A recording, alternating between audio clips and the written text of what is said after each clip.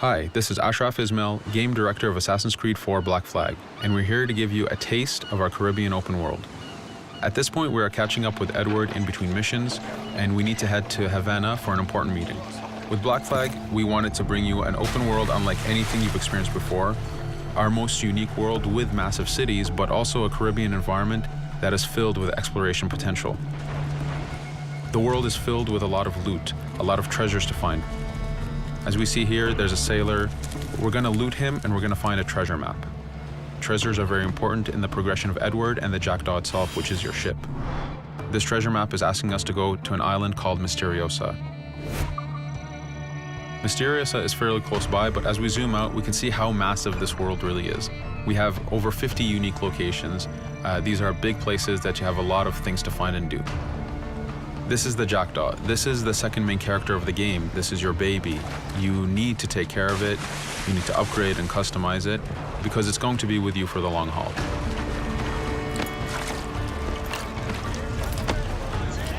Here's our first mate, Adewale. Adewale is very important in the story.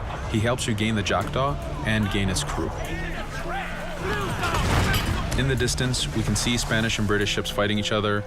We can jump into that fight and take advantage of them weakening each other off, but instead, we're gonna head to Mysteriosa for that treasure. We can see that there's a storm building up. Storms are very dangerous. They're a big threat in this world.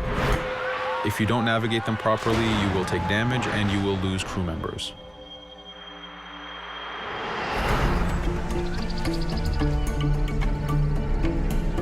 Mysteriosa is a Mayan ruin, one of the unique 50 locations we have in this world. Everything you find, everything you do has some type of value for you. There's lots of hidden artifacts, treasures, and activities to discover. We know from the treasure map that the treasure is up near that temple to the top of this location, so this is where we want to go. Now, as we get going, we're going to see that there's a lot of guards in our way. We can choose to go in guns blazing and fight, but instead we're going to try to get there as fast as we can. Using Edward's navigation ability, we can scale this temple without a problem. Now that we've reached the top, we know that the treasure is near that fountain.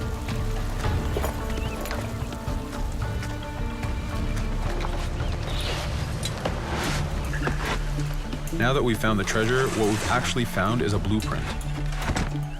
Blueprints are required for the biggest upgrades on the Jackdaw. To be able to face the toughest challenges in this game world, you will need to upgrade the Jackdaw to its fullest capacities. You can see a lot of ambient life in this world. Iguana over there, some birds. The world is as filled as possible with tons of ambient life, but also predators. As we go to head off Mysteriosa, we're going to do a reach high point. Reach high points work as before, revealing the contents of a location, but as an added feature, now they are also fast travel points.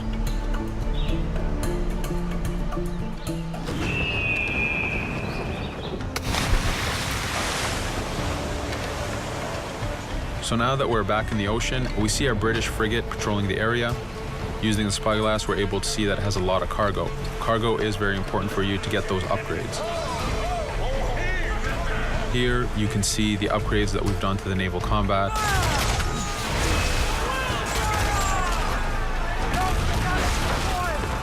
The basic round shot is trajectory based. This comes in very handy when you have big waves that you need to shoot over. By hitting the hull and not the sails, we also expose weak points to do extra damage. As we get in close, we're going to unleash the heavy shot. This is the shotgun in the naval. When a ship is demasted, it's the cue that the ship is now boardable.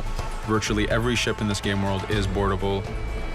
Boarding is very important in AC4. As a pirate, this is something you need to do to gain cargo and to plunder the ship. Here, we start the boarding from any angle, any orientation we wish. We have two objectives. One is to take out the crew, so we're going to use the swivel gun. We could have jumped into the water instead. We can climb up the mast and take advantage over the enemy crew. We can even swing with the rope to go in guns blazing. But now that we've taken out some of the crew, we're going to go after the captain using Edward's abilities to navigate. We wanted to show off the navigation potential when you have these two ships come together like this. Again, seamlessly being able to jump from one ship to another, take out the captain by surprise, and win the boarding. Now that we've won, we can see the loot we've gained on the right side of the screen, but you have 3 options to do with every ship that you plunder. We can release the crew to gain crew members, we can send the ship to our fleet, or we can salvage and repair the ship if we took too much damage during the fight. For now, we're going to gain some crew members.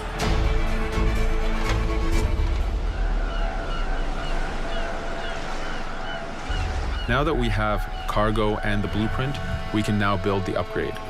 Fisherman villages are the perfect place to find that harbor master who will build that upgrade for you. So let's do that now.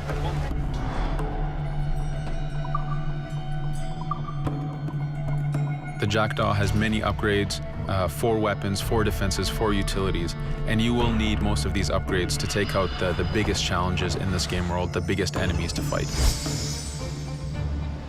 But you don't only upgrade the Jackdaw, you also upgrade Edward. This is where harpooning comes in. You use the harpooning system with hunting to get the goods to be able to upgrade the number of weapons Edward can carry, the number of pistols he has, even his armor. But for now, we're going to continue our journey to Havana. In our path, we see that there's a fort. It's blocking our way to Havana, so we need to have mastered the naval combat to take this fort out. But since we've recently upgraded the mortar, let's use it to take out the fort towers. Now that the defenses and the towers are down, we still have to infiltrate the fort, and this is where we see Edward and his crew raiding the environment.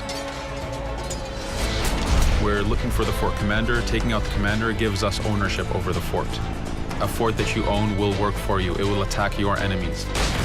It also unlocks a bunch of side missions that are linked to the fort itself.